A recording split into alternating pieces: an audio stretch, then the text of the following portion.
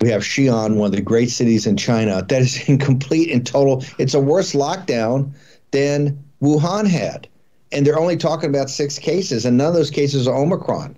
So, and they're disinfecting the streets. You can't see any citizens. There's a massive, massive emergency in one of the great cities in the world, a city that is 14% bigger than 14% bigger than New York City.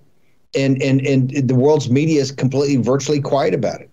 But you're hearing about it on Getter. You're hearing about it in the stream. Our guy, Ben Harnwell, international editor, is getting so much input and so much information from people involved in the whistleblower movement throughout China and other places to give information and do good reporting about it.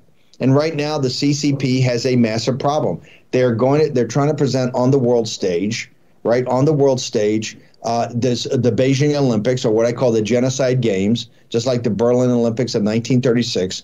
They're trying to they have this whole world platform that's going to come together. And right now, they've got this virus that they created in the Wuhan lab is now out of control in another city, a city bigger than Wuhan.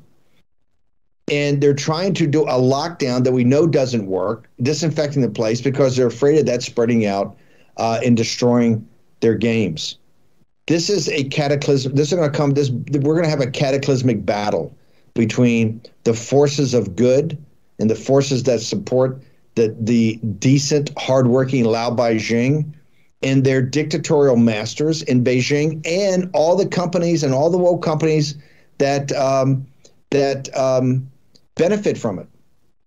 One of the big parts of our New Year's Eve special, we talk about the men and women of the year. We have a big element of that are voices from China and voices from Chinese people. And we're very proud of that. So this fight is only intensifying. And all I would tell people, you ain't seen nothing yet. You know, our mission is great, but it's quite simple.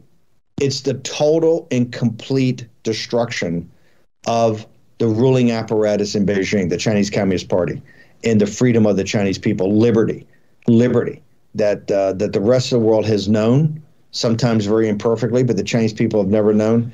So this is only going to intensify. And I got to tell you, the next 30 days until the opening of those games, and then what happens during those games is going to be an intense period. And I hope that the world wakes up and that these games are canceled, because the CCP has lied to everybody. The woke corporations have supported their lies. And I think now you see in Xi'an and other places throughout China that the